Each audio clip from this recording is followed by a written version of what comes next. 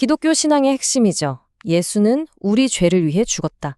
근데 만약에 이게 사실은 오해였다면요? 오늘 다뤄볼 내용은 바로 이겁니다.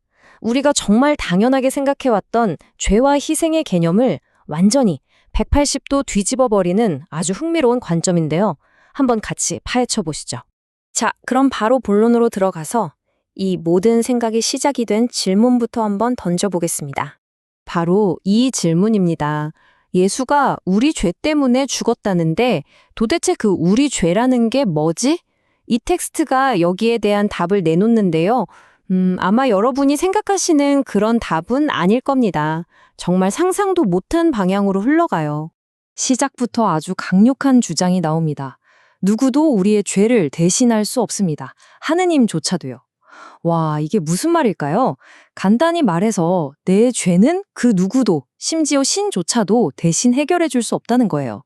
책임은 오롯이 100% 나 자신에게 있다는 거죠. 여기서부터 인간을 보는 관점이 확 달라집니다. 우리는 그냥 나약한 죄인이 아니라는 거예요. 오히려 우리 한 사람 한 사람이 각자의 우주를 책임지는 일종의 개체 신이라는 거죠. 신적인 존재이기 때문에 당연히 자기 자신의 문제, 즉 자신의 짐은 스스로 해결해야 할 책임이 있다는 겁니다.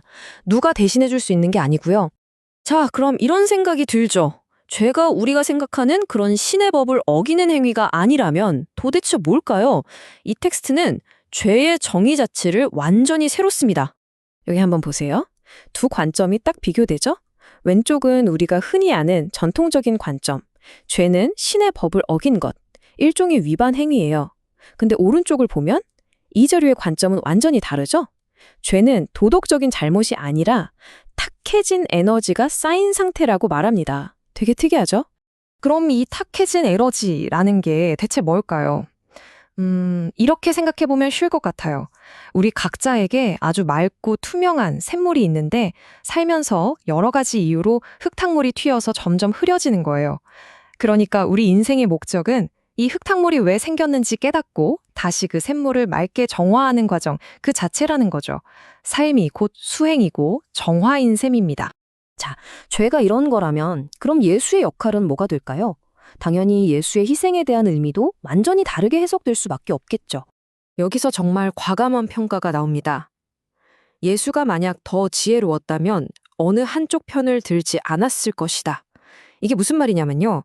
예수가 약자 편에 서서 강자들과 맞섰던 건 그 시대 상황에서는 최선이었을지 몰라도 더 높은 차원의 지혜는 아니었다는 거예요. 좀 충격적이죠? 그럼 더 지혜로운 길은 뭐였을까요? 이 텍스트가 말하는 건 이겁니다. 첫째, 억압받는 사람들에게는 너희가 왜 이런 상황에 처했는지 그 근본 원리를 깨우쳐주고, 둘째, 지배자들에게는 어떻게 해야 존경받으며 이끌 수 있는지 그 지혜를 주는 거죠. 그래서 결국엔 뭐냐?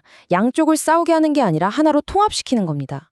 그랬다면 어쩌면 그 비극적인 죽음은 피할 수 있었을지도 모른다고 말하고 있어요. 물론 그렇다고 해서 예수의 희생이 잘못됐다거나 실수였다는 말은 절대 아닙니다. 그게 아니라 오히려 긴 삶을 사는 것 대신에 아주 짧고 굵게 사람들을 위해 가장 영향력 있는 3년을 살기로 선택했다는 거예요. 그 3년의 가치는 어마어마하죠. 다만 그 희생의 목적이 우리가 알던 것과는 다를 수 있다는 겁니다. 그럼 여기서 또 궁금해지죠.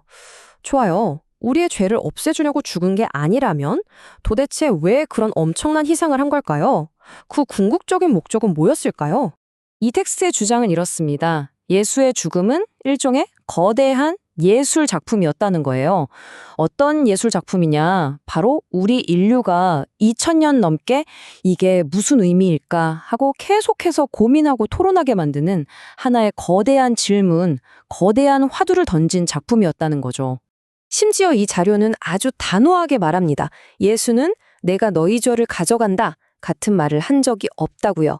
우리가 흔히 알고 있는 내가 너희 죄를 사하노라 같은 말들은 사실 예수 본인의 말이 아니라 나중에 그의 제자들이나 후대 사람들이 그분의 죽음을 어떻게든 설명하려고 만들어낸 이야기일 수 있다는 정말 파격적인 주장을 하는 겁니다. 그러면 예수의 진짜 마지막 말은 뭐였을까요? 바로 이겁니다. 나의 하느님, 어찌하여 나를 버리시나이까? 이 외침이야말로 다른 어떤 해석보다 더 중요한 그의 진짜 목소리였다는 거예요. 이건 계획된 연극이 아니라 정말 거대한 시험대 위에서 한 인간으로서 또 신의 제자로서 터져나온 가장 솔직하고 가장 진실된 절규였다는 거죠. 자, 그러니까 과거의 그 모든 희생과 고뇌는 바로 지금 이 순간을 위해서였다는 겁니다. 이제 공은 우리에게로 넘어온 거죠. 이 자료에서는 지금 시대를 살아가는 우리를 홍익인간이라고 표현해요. 이게 무슨 뜻이냐면 단순히 착한 일을 하자는 게 아니라 우리 세대는 인류 역사상 축적된 모든 지식과 정보를 다룰 수 있는 어마어마한 지적 능력을 가지고 태어났다는 겁니다. 이건 이전에 그 어떤 세대도 누리지 못했던 엄청난 능력이에요. 그래서 이제 우리가 해야 할 일은 과거 우리 조상들처럼 그냥 무릎 꿇고 비는 게 아니라는 겁니다. 이제는 우리가 일어서서 인류가 쌓아온 모든 역사를 분석하고 세상의 모든 종교와 문화를 비교하고 연구해서 새로운 패러다임을 만들어내야 한다는 거죠. 과거를 그냥 따라하는 게 아니라 그 모든 데이터를 기반으로 미래를 설계하는 것. 그게 바로 지금 우리 세대의 의무라는 겁니다. 결국 이 모든 이야기의 끝에서 이 자료는 우리에게 딱 한 가지를 묻습니다. 과거를 그저 반복할 것인가? 아니면 미래를 창조할 것인가? 인류가 남긴 모든 지식과 유산은 이제 우리 손에 쥐어져 있습니다. 이 엄청난 도구를 가지고 우리가 과연 무엇을 만들어낼 것인지? 그게 바로 우리 세대가 마주한 궁극적인 시험대겠죠. 오늘 이야기는 여기까지입니다.